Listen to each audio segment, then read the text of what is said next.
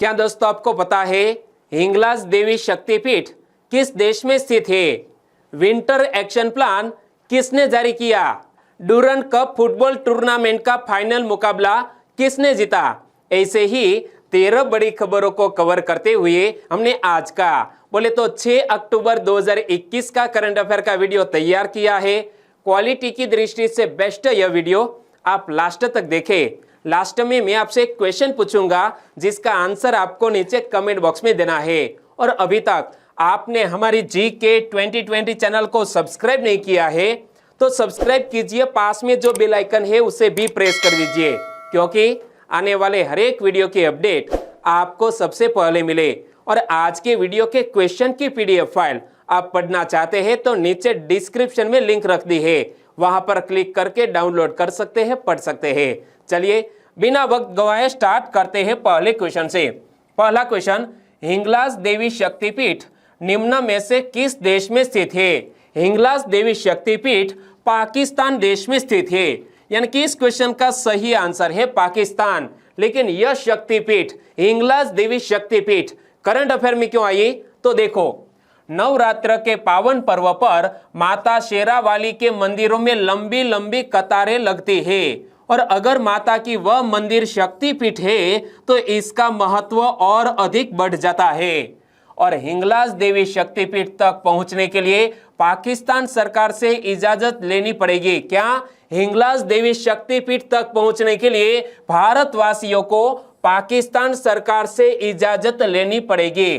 और इसका कारण यह है कि माता की ये शक्तिपीठ कहाँ स्थित है? बलूचिस्तान में स्थित है, और इस शक्तिपीठ के पास में ही हिंगला नदी प्रवाहित होते हैं। तो याद रखो कि यह बलूचिस्तान में हिंगलाज देवी शक्तिपीठ स्थित है और इसी के पास में ही हिंगला नदी प्रवाहित होते हैं। और माता का यह मंदिर हिंगलाज देवी शक्तिपीठ के नाम से जाना जाता है। पुराणों के अनुसार भगवान विष्णु के चक्र से कटकर यहाँ देवी सती का सिर गिरा था। क्या? भगवान विष्णु के चक्र से कटकर यहाँ देवी सती का सिर गिरा था, और इसीलिए यह स्थान चमत्कारी और दिव्य माना जाता है। और हमारे भारत की कला और संस्कृति से जुड़े हुए क्लास 1-2 की एग्जामिनेशन में बहुत से क्वेश्चन पूछ लिए जाते हैं, तो हिंगलाज देवी शक्तिपीठ से जुड़ा हुआ यह क्वेश्चन करंट विथ GK है। तो ऐसी इंफॉर्मेशन आपको पता होनी चाहिए। पाकिस्तान में मुसलमान देवी हिंगलाज को नानी का मंदिर और नानी का हज भी कहते हैं। क्या? पाकिस्तान में मुसलमान देवी हिंगलाज को नानी का मंदिर और नानी का हज भी कहते हैं, और इस स्थान पर आकर हिंदू और मुसलमान का भेदभाव मिट जाता है। दोनों ही धर्मों के लोग भक्ति पूर्वक माता की पूजा करते हैं। और रावण के वध के बाद भगवान श्री राम को ब्रह्म हत्या का पाप लगा। क्या? रावण के वध के बाद भगवान श्री राम को ब्रह्म हत्या का पाप लगा, और इस पाप से मुक्ति पाने के लिए भगवान श्री राम ने भी हिंगलाज देवी की यात्रा की थी। और दोस्तों, इसी तरह हर क्वेश्चन से जुड़े इंपॉर्टेंट फैक्ट मैं आपके सामने रखता हूँ। हमारा यह तरीका आपको अच्छा लगता है, लाइक करना मत भूलिएगा। दूसरा क्वेश्चन है आपकी स्क्रीन पर, विंटर एक्शन प्लान किसने जारी किया? दोस्तों, तस्वीर में ही आंसर छिपा हुआ है। क्या? इमेज में ही आंसर छिपा हुआ है कि विंटर एक्शन प्लान किसने जारी किया।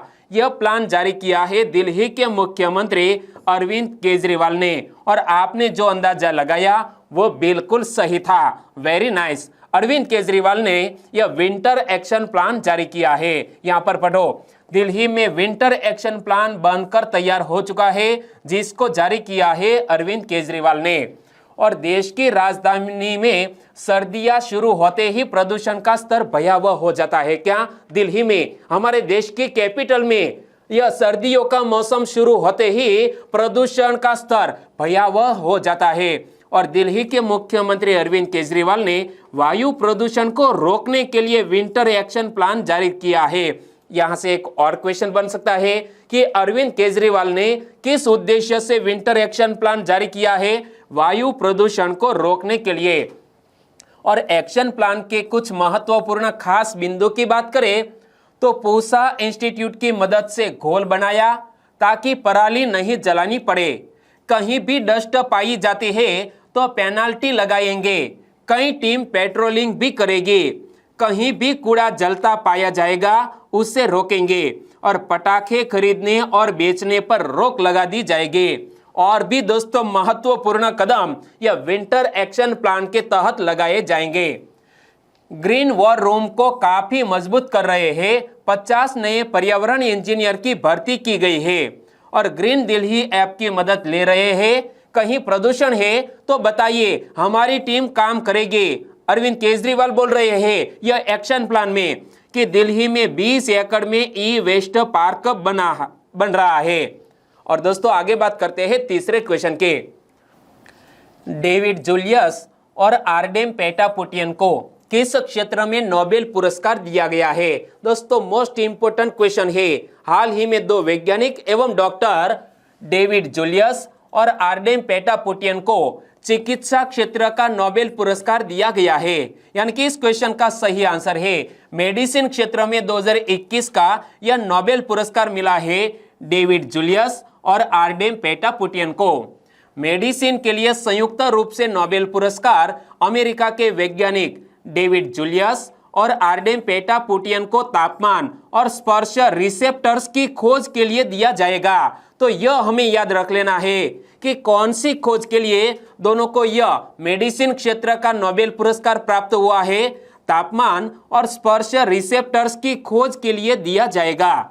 और डॉक्टर डेविड जूलियस की बात करें तो ये है doctor David Julius, San Francisco की यूनिवर्सिटी ऑफ कैलिफोर्निया में फिजियोलॉजी मतलब शरीर विज्ञान के प्रोफेसर है डॉक्टर डेविड जूलियस। इमेज में आपने देख लिया। और ये है आर्डेम पेटापुटियन। आर्डेम पेटापुटियन कैलिफोर्निया की ला जोल स्थित स्क्रिप्चर रिसर्च में मॉलिक्यूलर बायोलॉजिस्ट और न्यूरोसाइंटिस्ट है। और आगे बात करते हैं चौथे क्वेश्चन के।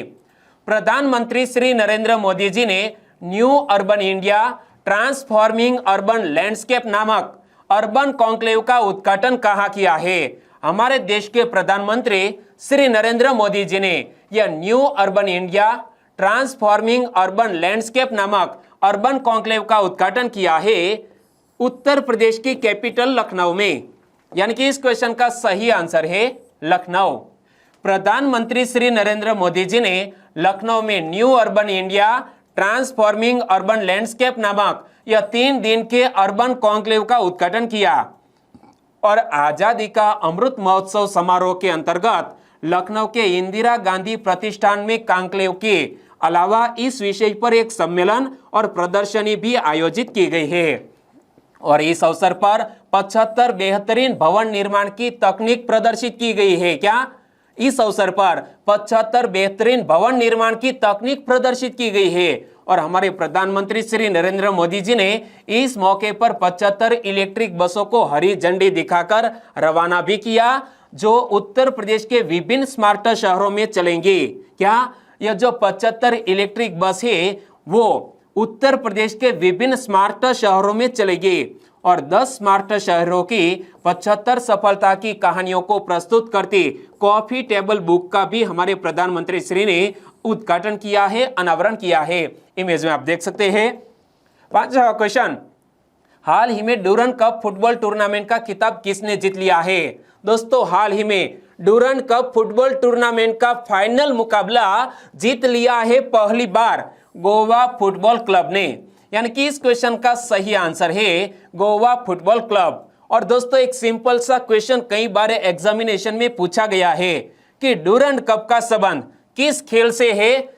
फुटबॉल खेल से है। और यह डूरन कप की शुरुआत कब हुई? 1888 में। और गोवा फुटबॉल क्लब ने यह डूरन कप का फाइनल मुकाबला हाल ही में जीत लिया। और इमेज में आप देख सकते हैं जीत का जश्न मनाते हुए यह गोवा की फुटबॉल क्लब। तो गोवा फुटबॉल क्लब ने पहली बार डूरन कप फुटबॉल टूर्नामेंट का खिताब जीत लिया है। और कोलकाता में फाइनल में गोवा फुटबॉल क्लब ने अतिरिक्त समय में मोहम्मडन स्पोर्टिंग को 1-0 से हराया। किसको हराया है? फाइनल मुकाबले में यह गोवा फुटबॉल क्लब ने मोहम्मडन स्पोर्टिंग को 1-0 से हराया। और विजेता टीम के लिए कप्तान एडुआर्डो बेडिया ने 105वें मिनट में गोल दागा। छठा क्वेश्चन, IFSCA ने हाल ही में किसकी अध्यक्षता में एक विशेषज्ञ पैनल का गठन किया है? क्वेश्चन में एक टर्म आया IFSCA, इसका पूर्ण स्वरूप क्या होता है? International financial service centre authority. और हाल ही में IFSCA ने CK मिश्रा की अध्यक्षता में एक विशेषज्ञ पैनल का गठन किया, यानी कि इस क्वेश्चन का सही आंसर है CK मिश्रा। इमेज में आप देख सकते हैं अंतरराष्ट्रीय वित्तीय सेवा केंद्र प्राधिकरण यानी कि IFSCA ने हाल ही में पूर्व पर्यावरण एवं वन सचिव CK मिश्रा की अध्यक्षता में एक विशेषज्ञ पैनल का गठन किया है। यहाँ हमें याद रख लेना है कि CK मिश्रा कौन है? हमारे पूर्व पर्यावरण एवं वन सचिव रह चुके हैं। और यह पैनल भारत की सतत विकास संबंधी आवश्यकताओं को पूरा करने के लिए एक गेटवे के रूप में कार्य करने हेतु गिफ्ट IFSC यानी कि गिफ्ट सिटी कहां पर स्थित है? गुजरात में। GIFT IFSC के लिए मौजूदा और उभरते अवसरों की पहचान करेगा तथा सतत वित्त पर एक लघु, मध्यम एवं दीर्घकालिक रोड मैप की सिफारिश करेगा। और केंद्र सरकार ने वर्ष 2019 में गुजरात के गांधीनगर में अंतरराष्ट्रीय वित्तीय सेवा केंद्रों IFSCs में सभी वित्तीय सेवाओं को विनियमित करने के लिए यह अंतरराष्ट्रीय वित्तीय सेवा केंद्र प्राधिकरण की स्थापना की थी। कहां पर? गुजरात की कैपिटल गांधीनगर में। और इसका हेडक्वार्टर गिफ्ट सिटी गांधीनगर में स्थित है। तो याद रखो अंतरराष्ट्रीय वित्तीय सेवा केंद्र प्राधिकरण का हेडक्वार्टर कहां पर स्थित है? गिफ्ट सिटी गांधीनगर में। 7वां क्वेश्चन, पूर्वोत्तर क्षेत्र में ICMR ड्रोन रिस्पांस यानी कि आई ड्रोन पहल की शुरुआत किसने की है? पूर्वोत्तर क्षेत्र में ICMR ड्रोन रिस्पांस यानी कि आई ड्रोन पहल की शुरुआत हमारे केंद्रीय स्वास्थ्य एवं परिवार कल्याण मंत्री मनसुख मांडविया जी ने की, यानी कि इस क्वेश्चन का सही आंसर है Mansukh Mandaviya. ICMR drone response पहल का उद्देश्य क्या है? पूर्वोत्तर में अंतिम छोर तक वैक्सीन पहुंचाना सुनिश्चित करना। क्या? ICMR ड्रोन रिस्पांस पहल का उद्देश्य क्या है?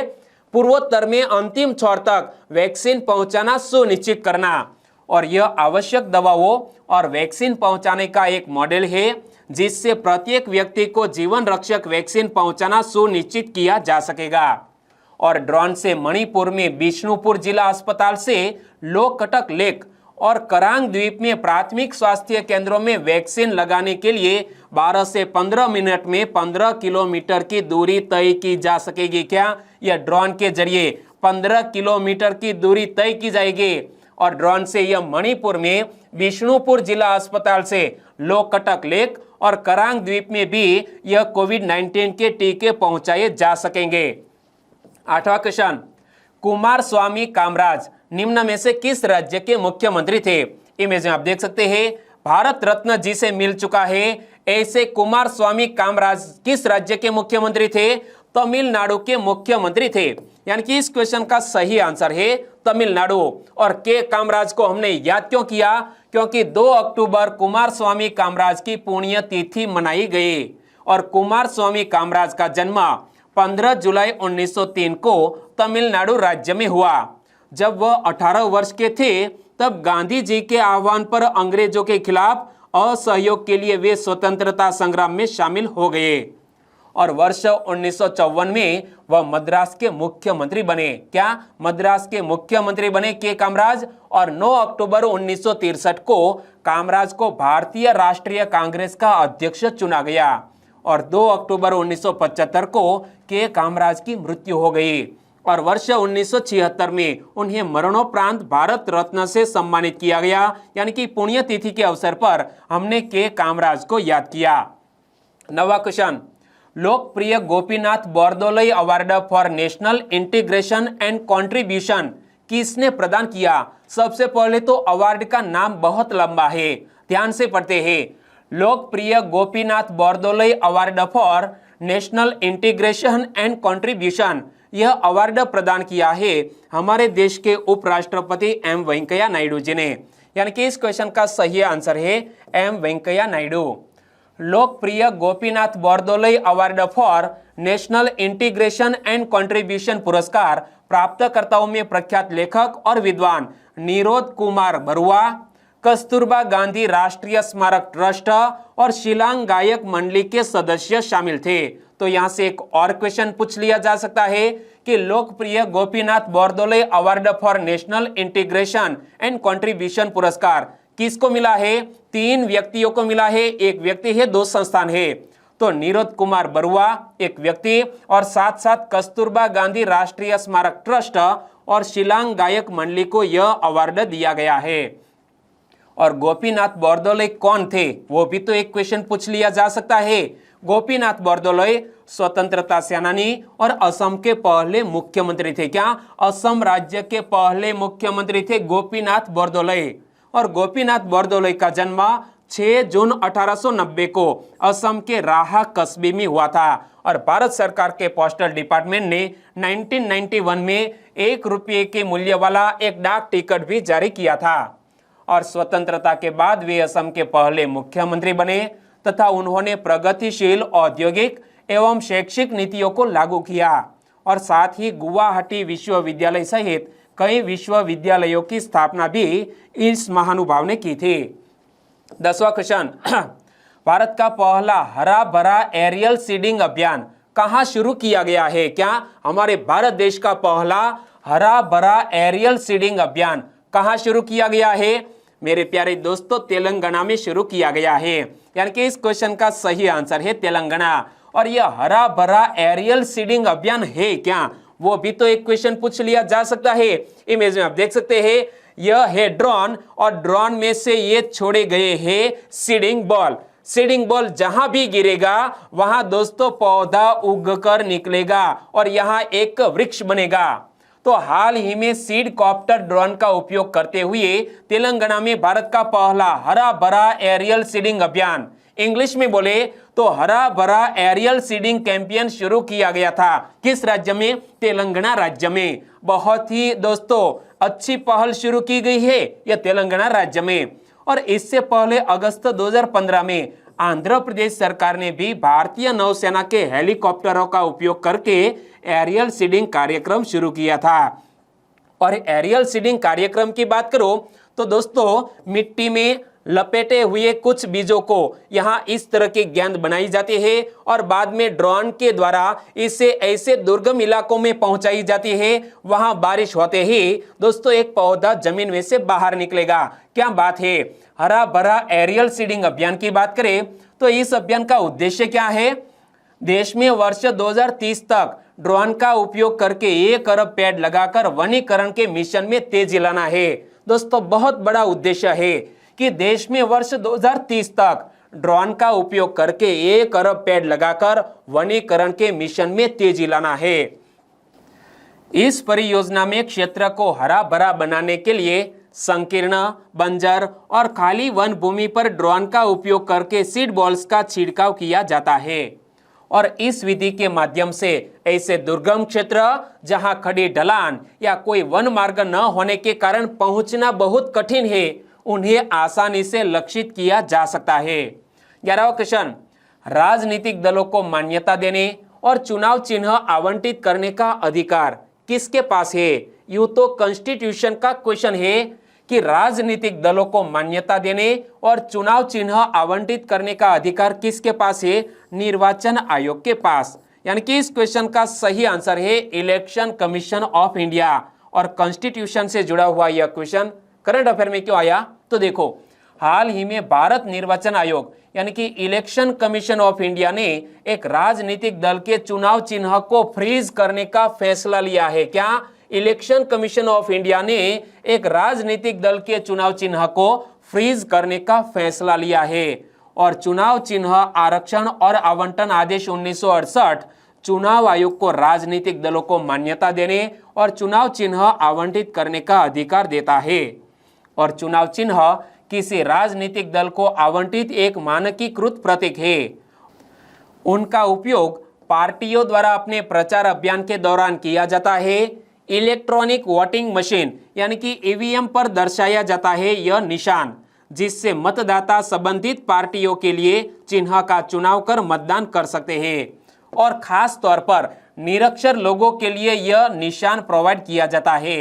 इन्हें निरक्षर लोगों के लिए मतदान की सुविधा हेतु प्रस्तुत किया गया था, जो मतदान करते समय पार्टी का नाम नहीं पढ़ पाते। 12वां क्वेश्चन, जनहित याचिका की अवधारणा भारत के संविधान के किस अनुच्छेद में निहित सिद्धांतों के अनुकूल है? दोस्तों, जनहित याचिका की अवधारणा भारत के संविधान के अनुच्छेद 39A में निहित सिद्धांतों के अनुकूल है। यानी कि इस क्वेश्चन का सही आंसर है अनुच्छेद 39A। सर्वोच्च न्यायालय यानी कि सुप्रीम कोर्ट ने एक याचिकाकर्ता को पर्याप्त शोध के बिना जनहित याचिका यानी कि PIL दायर करने के लिए चेतावनी दी। इसीलिए यह क्वेश्चन आया है करंट अफेयर में। PIL का पूर्ण स्वरूप क्या होता है? Public interest litigation. तो जनहित याचिका बोले तो पब्लिक इंटरेस्ट लिटिगेशन की अवधारणा अमेरिकी न्यायशास्त्र से ली गई है। तो यह फैक्ट याद रख लो कि PIL की अवधारणा कहां से ली गई है? अमेरिकी न्यायशास्त्र से ली गई है। भारतीय कानून में PIL का मतलब जनहित की सुरक्षा के लिए याचिका का मुकदमा दर्ज करना है। यह पीड़ित पक्ष द्वारा नहीं बल्कि स्वयं न्यायालय या किसी अन्य निजी पक्ष द्वारा विधिक अदालत में पेश किया गया एक मुकदमा है और यह न्यायिक सक्रियता के माध्यम से अदालतों द्वारा जनता को दी गई एक शक्ति है और इसे केवल सर्वोच्च न्यायालय या उच्च न्यायालय में दायर किया जा सकता है। याद रख लो दोस्तों, जनहित याचिका को सिर्फ सुप्रीम कोर्ट या हाई कोर्ट में ही दायर किया जा सकता है और जनहित याचिका की अवधारणा भारत के संविधान के अनुच्छेद 39A में निहित सिद्धांतों के अनुकूल है ताकि कानून की मदद से त्वरित सामाजिक न्याय की रक्षा और उसे विस्तारित किया जा सके। 13वां और लास्ट क्वेश्चन, हाल ही में चेन्नई को एक विश्व स्तरीय शहर के रूप में विकसित करने हेतु $150 मिलियन के कार्यक्रम को मंजूरी किसने दी? चेन्नई शहर को एक विश्व स्तरीय शहर के रूप में विकसित करने हेतु $150 मिलियन के कार्यक्रम की मंजूरी वर्ल्ड बैंक ने दी है। यानी कि इस क्वेश्चन का सही आंसर है दी वर्ल्ड बैंक। विश्व बैंक ने हाल ही में चेन्नई को एक विश्व स्तरीय शहर के रूप में विकसित करने हेतु $150 मिलियन और भारतीय रुपयों में कहे तो 1112 करोड़ रुपए के कार्यक्रम को मंजूरी दी है और इससे चेन्नई शहर को और अधिक ग्रीन, रहने योग्य एवं जलवायु परिवर्तन के प्रति अधिक लचीला बनाया जाएगा। क्या? इससे चेन्नई शहर को और अधिक ग्रीन, रहने योग्य एवं जलवायु परिवर्तन के प्रति अधिक लचीला बनाया जाएगा और तकरीबन $150 मिलियन की लागत वाला Chennai city partnership sustainable urban services programme राज्य के संस्थानों को मजबूत करने, सेवा एजेंसियों के वित्तीय स्वास्थ्य में सुधार और 4 प्रमुख शहरी सेवाओं जल आपूर्ति एवं सीवरेज, गतिशीलता, स्वास्थ्य गुणवत्ता में सुधार और ठोस अपशिष्ट प्रबंधन में मदद करेगा। और चेन्नई महानगर की बात करें तो चेन्नई महानगर क्षेत्र में लगभग 10.9 मिलियन लोग रहते हैं और यह भारत का चौथा सबसे अधिक आबादी वाला महानगरीय क्षेत्र है। क्या? यह चेन्नई महानगर क्षेत्र में लगभग 10.9 मिलियन लोग रहते हैं और यह भारत का चौथा सबसे अधिक आबादी वाला महानगरीय क्षेत्र है। और अब बात करते हैं लास्ट वीडियो के क्वेश्चन के। लास्ट वीडियो में मैंने आपसे क्वेश्चन पूछा था, IPL 2021 के दूसरे फेज में शतक लगाने वाले पहले बल्लेबाज कौन बन गए? चेन्नई सुपर किंग्स की ओर खेलने वाले ऋतुराज गायकवाड़ ने राजस्थान के खिलाफ अपना शतक जड़ा, लेकिन फिर भी यह चेन्नई सुपर किंग्स ने यह मैच गंवा दिया था। लेकिन ऋतुराज गायकवाड़ IPL 2021 के दूसरे फेज में शतक लगाने वाले पहले बल्लेबाज बन गए हैं। लगभग सभी दोस्तों ने बिल्कुल सही आंसर दिया है, लेकिन कुछ फ्रेंड के नाम लेना चाहूंगा। वो है यादव जी, पटेल गौरव, तो वसावा दीप्तेश आपका आंसर बिल्कुल सही है। किंजल चावड़ा, चौहान चेतन सिंह, राजेश डांगर, सेंटा अंकित, मधु राठौड़, इन सभी दोस्तों ने बिल्कुल सही आंसर दिया है। गोहेल चांदनी, हितेश सोलंकी, गुरमेल सिंह, विक्रम ब्रैर, पिनल देसाई, सर्वेश कुमार, भारती, रविंद्र भानवर, इन सभी दोस्तों का आंसर बिल्कुल सही। हमारे और भी सब्सक्राइबर फ्रेंड है, वो है राहुल मेर, SM राठौड़, हर्ष S क्लब, विजय लंबारिया, मानसिंह मारावी, अमित जांगेड़, धरजिया विजय और वसावा भूपेंद्र। सभी दोस्तों का बहुत बहुत धन्यवाद। और आज के वीडियो का क्वेश्चन ए रहा स्क्रीन पर। आजकल सुर्खियों में रहने वाला टर्म IPO का पूर्ण स्वरूप क्या है? आजकल सुर्खियों में रहने वाला टर्म IPO का पूर्ण स्वरूप क्या है?